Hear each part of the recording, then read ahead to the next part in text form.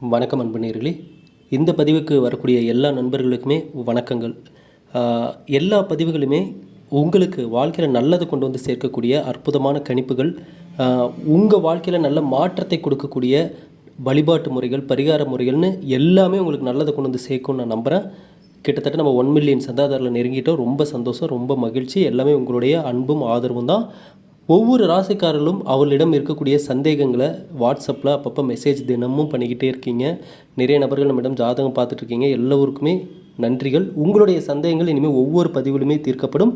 மிதுன ராசியில் பிறந்தவர்கள் இந்த பணத்தட்டுப்பாடு அப்படின்றது எப்போவுமே இருந்துகிட்ருக்குங்க. பணம் அதிகமாக, அதாவது வர மாதிரியே இருந்தாலும் வர்றதும் தெரியல, போகிறதும் தெரியல. சம்பாத்தியம் கைக்கு வர்றதுன்னு தான் பேர், ஆனால் தண்ணி மாதிரி செலவாயிருது. ஒரு சேமிப்பு எடுத்து வைக்க முடியல, ஒரு அடுத்த கட்டத்துக்கு போக முடியல. வருடங்களும் காலங்களும் தான் போகுதே ஒழிய நாங்கள் இருந்த இடத்துலையே தான் இருந்துகிட்ருக்குறோம். ஒரு முன்னேற்றம்ன்றதே இல்லை அப்படின்னு சொல்லி மிதுன ராசிக்காரர்களில் பலரும் வாட்ஸ்அப்பில் மெசேஜ் பண்ணியிருந்தீங்க. உங்களுடைய ராசி நட்சத்திரம்லாம் போட்டு வாட்ஸ்அப்பில் உங்களுடைய கேள்விகளை கேட்டிருந்தீங்க. அந்த கேள்விகளுக்கு பதிலளிக்கும் வண்ணமாக தான் இந்த பதிவில் நம்ம அதற்கான பதில் தரப்போகிறோம். அதாவது மிதுன ராசியில் பிறந்த ஆண் பெண் இருபாலருக்கும் எந்த வழிமுறையை ஃபாலோ பண்ணால் உங்கள் லைஃப்பில் பணவரவு அதிகரிக்கும். ஏன்னா பணம் அப்படின்ற ஒரு விஷயத்தை பொறுத்தளவுக்கு நல்லா புரிஞ்சுக்கோங்க. நம்ம எவ்வளவு தான் இங்கே நல்லவர்களாக இருந்தாலும், நல்ல விஷயங்களை பேசினாலும், முடிஞ்ச அளவுக்கு நம்ம மற்றவர்களுக்கு ஹெல்ப் பண்ணாலுமே நம்ம கையில் ஓரளவுக்கு பணமாவது நம்ம கையில் இருந்தால் மட்டும்தான் நம்மளால் எந்த ஒரு விஷயத்தையுமே அன்றாட வாழ்க்கையை கூட நம்மளால் ஓட்ட முடியும். சரிங்களா? காசு, பணம், அப்புறம் பார்த்திங்கன்னா டாலரு, பவுண்டு, யூரோன்னு சொல்லி எந்த பேரில் எந்த ஊரில் எந்த பேரில் பணத்துக்கு வேறு வேறு பேர்கள் வச்சாலும் ஒரே விஷயம் பணம் தாங்க. பணத்திற்கு மதிப்புன்றது எல்லோரு மக்களிடமும் அதிகமாக தான் இருக்குது. அதே சமயம் எல்லோருக்குமே எதிர்பார்க்கக்கூடிய அளவுக்கு செல்வம் சேர்ந்துருக்கான்னு கேட்டிங்கன்னா இல்லை அப்படின்றது தான் உண்மை. எவ்வளவு தான் வந்தாலும் போதாதுன்னு சொல்கிறவங்களும் இருக்காங்க. ஆனால் அவங்களுக்கெல்லாம் பரிகாரம் எதுவுமே இல்லைங்க. எவ்வளோ பணம் வந்தாலும் எனக்கு பத்துலன்றவங்களுக்கெல்லாம் எந்த பரிகாரமும் கிடையாது. நியாயமான வழியில் முழுமையாக உழைத்து பணம் வரல, ஏதோ ஒரு தடை இருக்குதுங்க அப்படின்றவங்களுக்கும், எவ்வளவு செலவை கட்டுப்படுத்தினாலும் வரவில் கொஞ்சம் கூட சேமிக்க முடியலைங்க அப்படின்னு சொல்லி கஷ்டப்படுறவங்களுக்கு தான் இப்போ சொல்லக்கூடிய விஷயங்கள் பயனளிக்கக்கூடியதாக இருக்க போகுது. ஆகவே இப்போ சொல்வதை நீங்கள் இந்த ராசியில் பிறந்தவர்கள் முழுமையாக தெளிவாக புரிஞ்சுக்கோங்க. என்னென்னா மிதுன ராசிக்காரர்களை பொறுத்தளவுக்கு ஒவ்வொரு ராசிக்கான ஒவ்வொரு அமைப்புகள் இருக்குது. இவர்கள் இப்படிப்பட்ட குணநலன்கள் தான் கொண்டவர்கள்.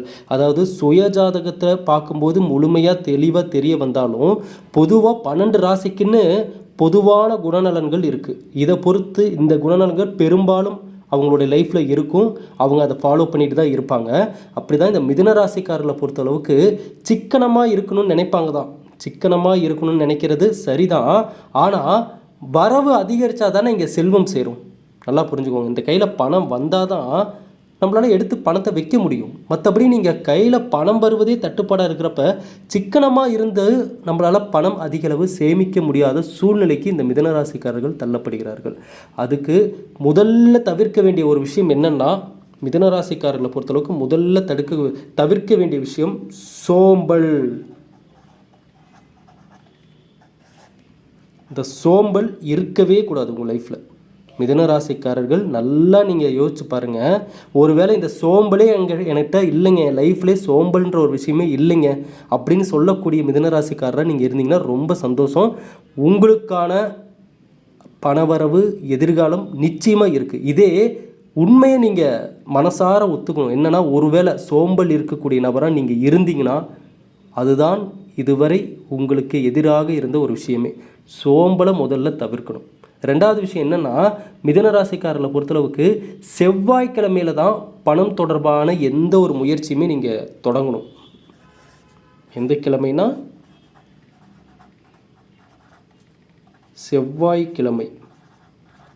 செவ்வாய்க்கிழமை தான் உங்களுக்கு ஏற்ற ஒரு நாள். அதாவது பணம் சம்பந்தமான எந்த ஒரு விஷயத்தை ஆரம்பிக்கிறதா இருந்தாலும், பேசுகிறதா இருந்தாலும், முயற்சிகள் எடுக்கிறதா இருந்தாலும் இந்த செவ்வாய்க்கிழமையில் தொடங்குறது உங்களுக்கு நல்ல ஒரு ரிசல்ட்டை உங்களுக்கு கொடுக்கும். இதை நீங்கள் எப்போவுமே மைண்டில் வச்சுக்கோங்க. பணம் தொடர்பான எந்த முயற்சியாக இருந்தாலும் இந்த கிழமையில் தொடங்கிறது ரொம்ப நல்லது. அதே போல் துர்க்கை அம்மனுடைய எந்த கோயிலுக்கு போனாலும் துர்க்கை அம்மனுக்கு நெய் தீபம் ஏற்றி வணங்குங்க.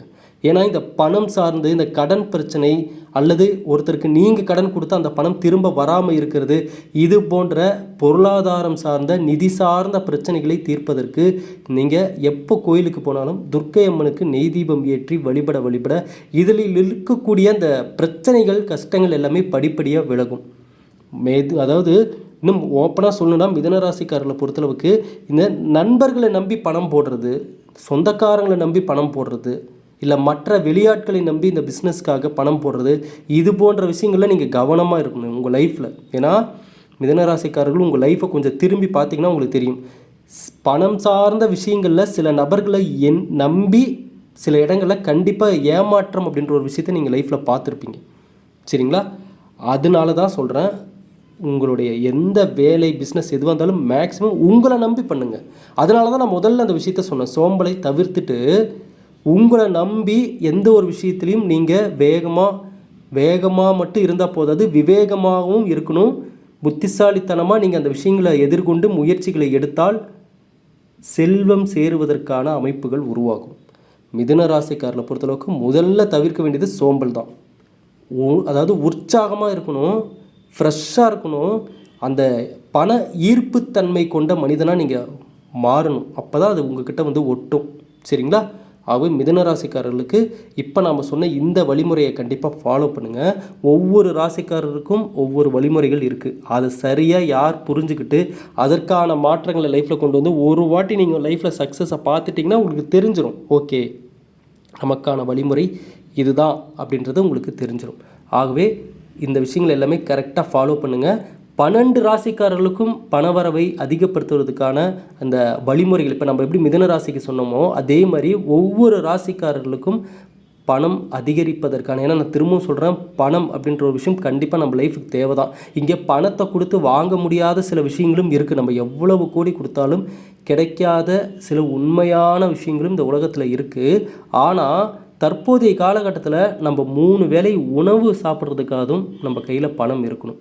நம்ம எவ்வளவு நல்லவர்களாக இருந்தாலும், நல்லதை பேசக்கூடிய நபர்களாக இருந்தாலும், வெள்ளை மனசு கொண்டவர்களாக இருந்தாலும் கடைக்கு போனால் ஒரு 10 ரூபா கூட நம்மளுக்கு கடனாக எந்த பொருளும் தர மாட்டாங்க.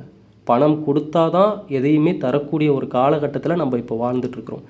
அதனால தான் அத்தியாவசிய தேவைக்காது நம்ம கையில் பணம் இருக்கணும். ஆகவே மிதுன ராசிக்காரர்கள் இப்போ நம்ம சொன்ன இந்த விஷயங்களை கரெக்டாக ஃபாலோ பண்ணுங்கள். கண்டிப்பாக நல்லதே நடக்கும். இன்னும் தொடர்ந்து அடுத்தடுத்து வரக்கூடிய பதிவுகளில் மற்ற ராசிக்காரர்களுக்கான இந்த பணத்தை அதிகரிப்பதற்கான வழிமுறைகள் என்னன்றதை இப்போ நம்ம பார்ப்போம். ஒரு வீடியோ கூட மிஸ் பண்ணாதீங்க. எல்லாமே உங்கள் வாழ்க்கையில் நல்ல மாற்றத்தை கொடுக்கக்கூடிய வேறு எங்கும் கிடைக்காத அற்புதமான கணிப்புகள். சப்ஸ்கிரைப் பண்ணாதீங்க, சப்ஸ்கிரைப் பண்ணுங்கள். உங்களுடைய ஜாதகத்தை முழுமையாக துல்லியமாக கணிக்கணும்னு சொல்லி நினச்சிங்கன்னா 9345397967 வாட்ஸ்அப் நம்பருக்கு மெசேஜ் பண்ணி அப்பாயின்மெண்ட் டேட்டும் டைமும் வாங்கிக்கிட்டு உங்களுக்கான நாளில் உங்களுக்கான பலன்களை தெரிஞ்சுக்கோங்க. நன்றி, வணக்கம், வாழ்க வளமுடன்.